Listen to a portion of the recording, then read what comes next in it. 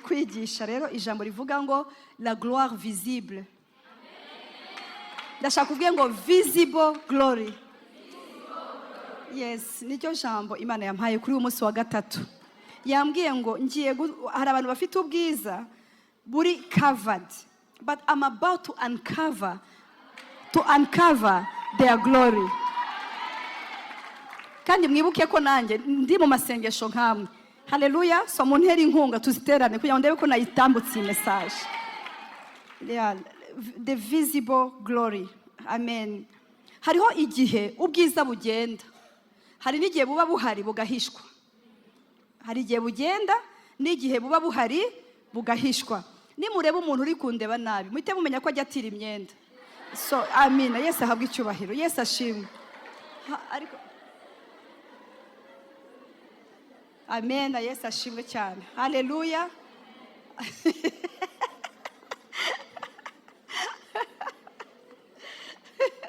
Niba Imana ibazaniye dress code, I don't know. Wishaka guhangayika. Niba ufite black bambaye pink, ambara black yawe uzusenge. Ariko murabyumva? Ariko ntuzacumure. Ariko ndafashijwe rero. Ariko abawimene nimukina muba muzifite. Nabwiraga abantu babiri badusuye. Amen. So Urwandiko rwa Samweli wa mbere 4:21 turabona umugore yari umukazana w'umugabo witwaga Eli. Yesu nashimwe cyane. Urwandiko rwa Samweli, Imana imfashe kuhabona.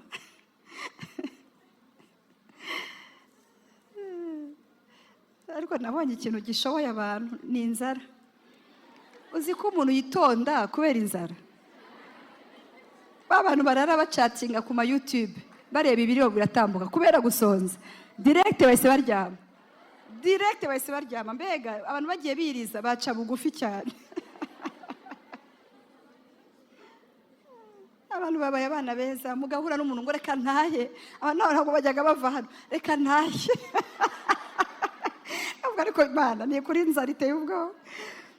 Urwandiko rwa mbere rwa Samweli 4:21. Murabizi ko turi muri enough. Rero turarambiwe kubaho turabarokore badafite ubwiza. Turambiwe kuba dufite ubwiza butagaragara. Ubwiza bugiye kuba visible. Bugiye kugaragara. Urwandiko rwa mbere rwa Samweli 4:21. Habaye ikintu cyitwa ikabodi. Ikabodi ni igihe icyubahiro ubwiza bwagiye. Ariko ijambo kabodi ni igihe ubwiza bwagarutse. Ariko mu rugo rwa Eli umutambyi hari habaye icyo bita ikabodi. Ubwiza bwari bwagiye. Umva ukuntu byagenze ngo yita uwo mwana izina ikabodi. Uyu ni umugore kubera igihe abyariyemo. Kubera igihe abyariyemo yita umwana nabi. Yita uwo mwana izina ikabodi. Ati icyubahiro gishize kuri Isirayeli. We yatuye akurikije ibyo abona, ntabwo yatuye akurikije ibyo yizera. Uyu mukazana wa Eli ntabwo ashaka kuba baramushingiye ava iwabo azi ko agiye gushakana n'umuhungu wa pasiteri. Azi ko agiye gushakana n'umuhungu uvukira ahantu hari amasengesho. Uvukira ahantu ishiro hadasanzwe. Ariko muhere ku 19. Umukazana we muka Feneyasi yari atwite inda nkuru yenda kubyara. Nuko yumvise izo nkuru yuko isanduku y'Imana yanyazwe. Kandi ko sebukwe sindi kureba neza kandi nanze kwambara rinete kuko hashushe ibyuya bijya muri rinete. Yesu ashimwe. Yumvise izo nkuru yuko isanduku y'Imana yanyazwe kandi ko sebukwe n'umugabo we bapfuye. Mwumvi icyubahiro cyagiye, mwumvi ubwiza bwagiye. Ibintu bigendera rimwe. Sebukwe n'umuhungu we bapfuye. Arapfukama arabyara. Kuko ibise byamutunguye. Nuko ari bugufi bwo gupfa. Uyu mugore yari apfuye. Bere data, iyo ubwiza bw'Imana la gloire, ndashaka ngo glory. Mubivuge cyane rwose. Nubivuge uheruye ako bivugira aho wicaye vuga ngo glory. Icyubahiro cy'Imana iyo cyagiye, abantu ba mbere baba affected n'abagore. Mana. Mfite message banza ariko kubw'abantu bari a bit prophetic bashaka kumva what God is saying. Are you among them? Are you sure? Ntabwo ushaka ibintu bigusa twatura tugataha, urashaka kumva what God is saying. So nuvango iki gihe icyubahiro cy'Imana cyari cyaragiye. Iyi Esther operation ikirishe kugarura ni icyubahiro cy'Imana. Amen, haleluya. Impamvu buriya murangarukamwe buriya suku nigisha nuko nzi ko tutangana. Harabakijijwe ejo, harabakijijwe mwaka ushize, haramaze imyaka 80. So niyo mpamvu mbashaka kugira ngo nabo badasigara tukagendana nkasubiramo kugira ngo nabo ntabasiga, kugira ngo bataza no kunterefona bambaza ngo bavuze iki. Niyo mpamvu bundi. Ariko mwese muri murajya mu rwego tugiye kujya tuvuga mukumva. Yesu ashimwe cyane. Uyu mukazana yavuye iwabo ashaka mu muryango, aziko agiye mu muryango mwiza. Siko bimeze? Ibaze muri icyo gihe ugiye kuba umukazana wa Eli. Wabaguhitinze. Aragenda ashakisha umugabo witwa Feneyasi uvuka ibutambye. Ashaka umugabo mu bahungu bari bahetse isanduku. Uyu mugabo w'umurokore. Aha ntabwo ndavuga ibintu by'abantu badakijijwe. Ashaka umugabo noneho wo mu rusengero. Noneho umugabo ufite church wabo. Abantu babyukaga bakajya kwihema, bakajya gutamba ibitambo. Umugabo yararimo, yari umuhungu w'umutambyi, yari umuhungu w'umukozi w'Imana, yari umuhungu w'umuntu wasizwe amavuta. Ugiye aha hantu rero hari igihe udamarara ukavuga utari ku byari byo byose ngiye gushakana n'umuhungu wa Eli. What is going on? Nuko hari isanduku y'Imana. Eli aba yatambye mu gitondo. Hari ibintu abarokore babamwo bisa nkaho ari ukumenyera. N'ubundi twe dufite glory, twe dufite ubwiza bw'Imana, twe dusenga fire week, twe dusenga Esther operation. Nta kibazo. Uyu mugore yaragiye, ariko Imana yamushakagaho ikintu cyitwa personal awakening, kuba afite Imana, kubimubitsemo. Apana, ntabwo ari Imana yo kuba muka pasiteri, ahubwo ni muka pasiteri kugira Imana ku giti cye. Ariko mwavuze amina, siko bimeze? Muvuge haleluya cyane. Si Imana yaho nashatse, ahubwo ni Imana mfite muri jewe. Yego barayifite, ariko nanjye nkeneye amakuru. Ndafashijwe cyane, ntimugire ikibazo, n'inzara yanyu ndiho ndayumva. Haleluya. Imana yaho nashatse, Imana yaho nashatse ishimwe, ariko ndashaka iyanjye, ndashaka kuyumva, ndashaka Imana ya Eli nanjye imbere Imana, ndashaka kuba umumaro kwa Eli. Igihe isanduku izahirima nijye ugomba gufasha kwa Eli kugira ngo isanduku idahirima. Uyu mukobwa yaza guhagarara neza, uyu mugore yaza kuba ari women, yaza kuba women, ntabwo icyubahiro cyari kugenda. Ariko mwipfarye bene data, mwipfarye. Hari abantu bapfuye ariko bapfa batura. Ndashimira Imana ko glory y'Imana igarutse, bigiye gutuma abagore benshi babaho badapfa. Amen. Mwipfarye arabyara. Hari abantu bari kubyara amasezerano yabo ariko bari mwipfa ryabo. Ari harabyara amasezerano, ari harapfa mu gakiza. Imana yavuganaga nayo ntibakivugana. Ari hararangura amakamyo, mwipfarye ari harabyara. Birashoboka ko ushobora kubyara ukabona ibintu biteye imbere, ukabona Imana irakuzamuye mu bintu by'ama business, ariko uri mwipfa. Mumbabarire mvuge, I don't care. Haleluya. Uri mwipfa ariko ntubimenye kuri urapfa. Ntubimenye amasoko akaza ukisanga. Dorine yadufashije, aravuga ati nari umuntu wo murokore kuva mu bwana bwanjye, ariko nariho ndapfa gukorera Imana no kwitangira umurimo w'Imana byari byamaze gupfa muri jewe. Ariko Imana ishimwe ko Dorine yahuye na awakening. Ndashaka undebere mugenzi wa muguti, ntiwemere gupfa. Mumbabarire mvuge bene data, ntiwemere gupfa, ntiwemere gupfa, ntiwemere gupfa. Ntiwemere ko ibihe bikwica. Ntiwemere kujya mu bigare bikwica. Ntiwemere kujya mu bagore b'abanyamugi bazakwica. Ntiwemere kuva ngo ngiye kugendera muri ibi birere. Guma uko wari urugihamagarwa. Ntutakaze ibyiringiro byawe. Uyu mugore ageze mu gihe aratwise bene data ndashaka kubwira ngo inda utwite iragusaba kwirinda. Inda utwite, reka mbabwire 2025 numva mfite ifuhe ryanjye nanjye, ndumva nikunze ku buryo ndumva nshaka kumenya umuntu tugendana. Ibi mbabwira ni ukuri, ntabwo ari popularite Yesu aduhagurukirijemo. Yesu arashaka ko ibyo twageraho byose tudapfa. Ndashaka kundera mugenzi mu guti ntabwo uzapfa. N'abantu bangahe bafite ama ministeri ariko bariho barapfa, akagira popularite ari harapfa. Yesu we, bari bavuze ko time yanjye ya message bari buyi recording bakaza kuyitanga, sinzi ko Yesu ashimwe cyane. Haleluya. Kuko twe abandi mwari kuri Zoom ariko giye kugira ngo abantu benshi babiyirije kuri ayo masengesho kugira ngo batabura network. Uyu mugore ndashaka kuvuga ngo tusubiye muri gloire irivisible.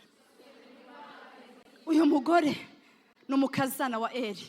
Uyu mugore, haleluya, ashakanye n'umuhungu wo kwa pasiteri, arahageze, aratwise. Si bitangaza? Ariko mu gihe cyo kubyara, mwibyara rye, hari umwuka ujya utera mwibyara, hari imyuka igihaguruka mwibyara.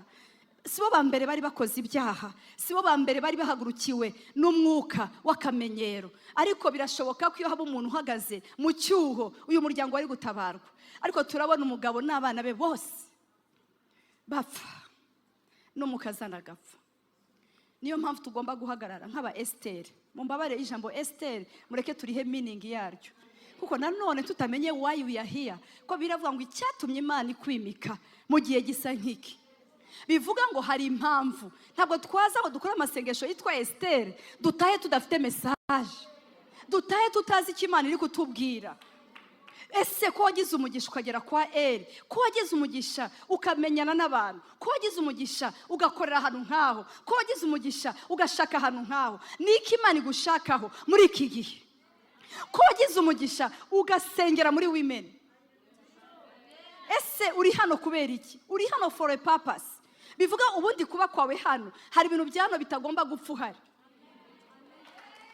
hari ibintu bitagomba gupfa uhari. Ndafashijwe jewe, ndafashijwe bene data. Niba hari ikintu sinzi wenda nawe niba bikubaho, niba ari ikintu nanga ni ukuba ahantu ntahafite umumaro. Niba ndi bameze nkanjye, ntabwo ari ngombwa ngo nze kuri pulpit, ariko I can do something. Ariko ibintu byo kuba ahantu nkaba mu Rwanda pe, nkajya ibirayi nkarya ibijumba nta kindi, biragatsindwa. Kubaho umuntu atazi purpose, kubaho umuntu abyara atazi intego y'Imana. Ariko uyu mugore, I'm not blaming her, ako yabaye victim kubera ko yaratwise, ariko mu kubyara arapfa. Amaze kubyara akanwa ke icyo katuye katwereka icyo yari afite. Ni gute ushobora kuba uri gupfa ariko ukikunda bigezaho? Ageze igihe cyo kubyara, agiye kubyara umwana, ntiyamwita kabodi. Kabodi ivuga ubwiza, ahubwo ashiraho bivuga ngo icyubahiro cyagize gute? Cyagiye. Ni gute ushobora kubyara umwana ukamwita ikabodi? Hari ibintu ushobora kubona mu buzima bwawe biri gupfa, ariko ntiwemere kubyita nabi. Abagore bari prophetique bonyine n'abakobwa bari prophetique nibo bari buvuge amen, abandi bose barigumira uko bari. Ni gute ushobora kubyara umwana ukamwita gutyo? Reka ngere ku wundi mugore yabyaye umwana wo ku muryango wa Yuda. Ndacyashaka tugume hano. Umugore wabyaye uwo mu muryango wa Yuda abyara umwana wo mu muryango wa Yuda, arangije amwita Yabesi. Abyaye kuko amubyaye ari gupfa, agiye kumubyara amwita nde? Yabesi. Bivuga ngo agahinda. Ibaze noneho kuba umuntu ari aho ngaho, yari mu kababaro. Uriya mugore yari yaratawe, wenda uwamuteye inda yari yaramuhemukiye, ariko nubwo warahemukiwe n'uwaguteye inda n'uwo mwabanye, ariko ntugomba kwivumira umwana. Ariko ageze mu gihe cyo kubyara avuga ngo Yabesi.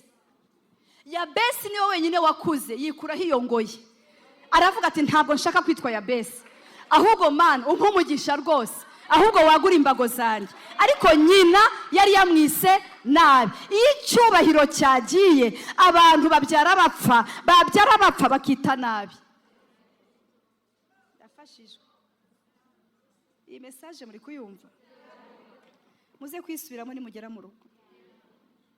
Numara nko kurya gatoki, uze kongera ukurikire. Sashimwe. Haleluya.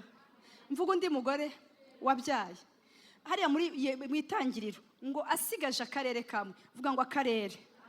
Mu cyongereza ni 1 mile. Ibaze 1 mile, murumva mile?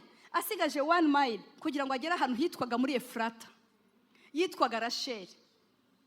Ariko amaze kusigaza akarere kamwe, agize gutya ngo mwipfarye, vuga ngo mwipfarye.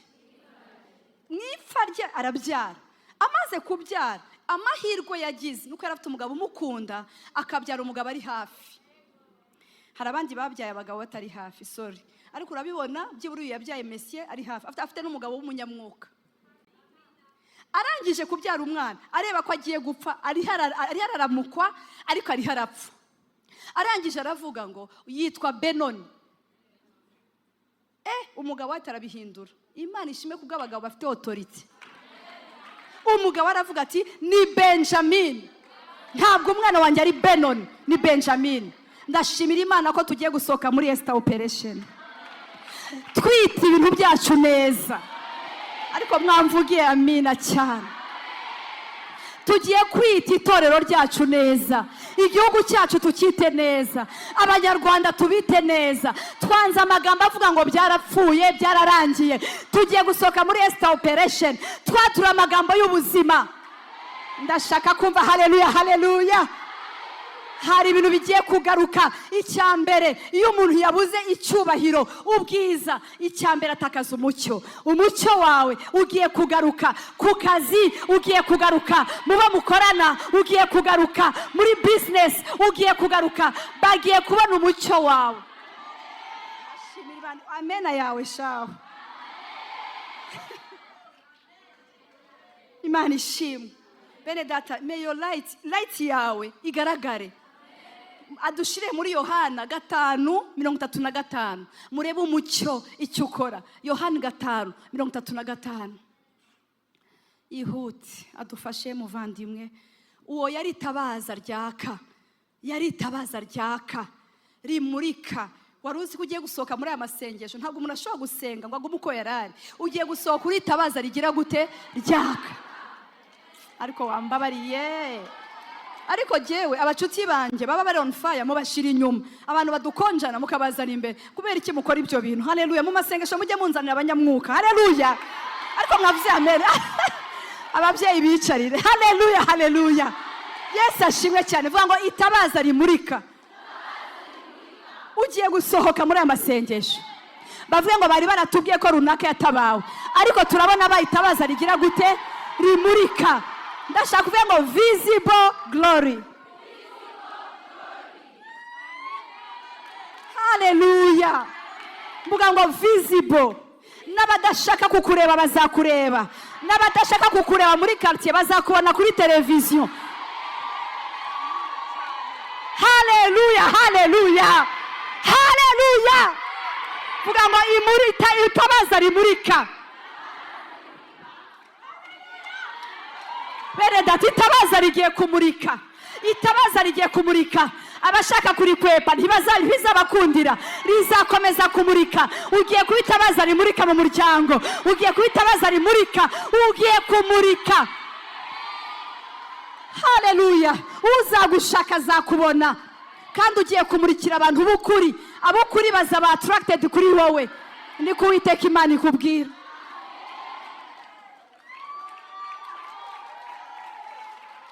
Haleluya. Mwicare inshuti zanjye. Uyu ni Yohana. Bene data, Bibiliya avuga ngo uwo yari tabaza ryaka. Wari uzi ko ugomba kwaka? Va mu bantu bashaka kugutwikira, baragutwikira nk'abandi. Ijambo ry'Imana riratubwira, mvuge simvuge. Ijambo ry'Imana riratubwira muri Mariko. Amen. Hariya ndumva 15:35 ngo umwenda ukingirije ahera. Umwenda ukingirije ahera ngo waratabutse. Hari abantu bajya babyumva nabi. Ntabwo watabutse uhereye hasi.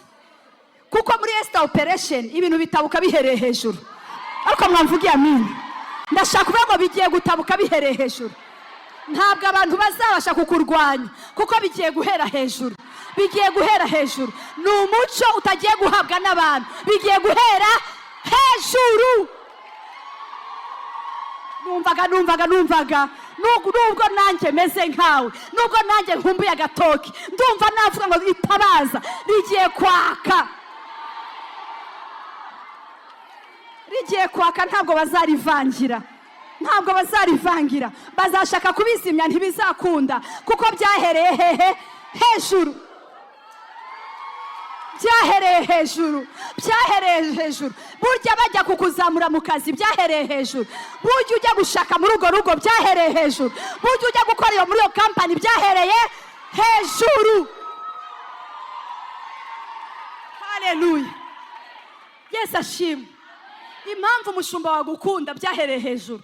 Nta muntu rero waduteranya, kuko byahereye hehe? Hejuru. Vuga ni hejuru cyane. Bibiliya iravuga ngo nuko arapfa. Yesu apfuye, ntabwo umwenda watabutse Yesu atarapfa. Bivuga ngo hari ibintu bigomba gupfa. Niyo mpamvu nahereye mu kwihana. Hari ibintu bigomba gupfa kugira ngo umwenda ugire gute? Utabuke. Hari ibintu bigomba gupfa. Hari kamere ipfa, umwenda ugatabuka. Hari ibituranga bipfa, maze tukagira gute? Umwenda ugatabuka. Dore nguriya Mariko 15:39, umwenda ukingiriza hera cyane h'urusengero, utabukamwo kabiri. Vuga ngo en deux parties. Ntabwo bigiye gutabuka muri desordre. Abantu bagiye kuzibaza byagenze gute? Bizatabuka muri gahunda. Ibintu bitabuwe n'ijuru bitabuka muri gahunda. Byaratabutse bihera hejuru, bihereye hejuru bigera hasi. Bivuga ngo ibintu byawe ala basiterebol otelebo shindeke sete bigiye guhera hejuru. Umwenda iyo uguye ugacikamwo kabiri, ibyari byaraguhishe utangira kuba visible, utangira kuba visible. Bakavuga ngo ko tusigaye tumubona cyane, bagashaka kuzimya televiziyo ngo batakureba, izindi televiziyo zikagushiraho, kubera ko ntabwo bazi uko byagenze.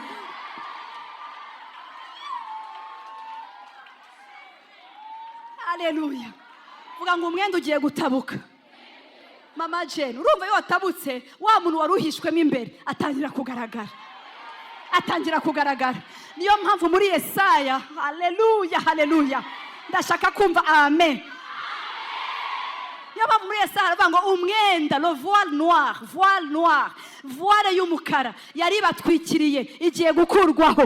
Bivuga ngo hari igitambaro cy'umukara kigiye kuva ku maso yawe. Hari igitambaro cy'umukara kivuye kuri Esteri.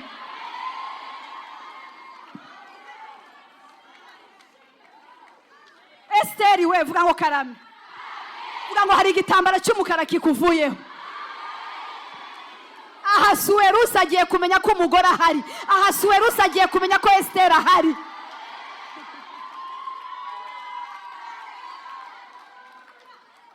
Imana ishimwe. Vuga ngo byahereye hejuru. Hejuru bamaze gukora inama ivuga ngo bamureke nawe agaragare, nibamureke nawe akomere, nibamureke nawe umva waruhishwe, waruhishwe. Ntabwo abantu bose babaye visible ariko ari abanyabwenge, ahubwo Imana wowe yari kukubitse, iri kugutegura kugira ngo utazaba umuswa hano hanze, uzasohokana ubwenge, uzasohokana imbaraga. Umva, nibiba ngombwa nkavuga nicaye ku gatebe ndaza kubikora, ariko ndavuga umunwa wanjye ndumva ari muzima. Ndashaka kuvuga ngo haleluya haleluya.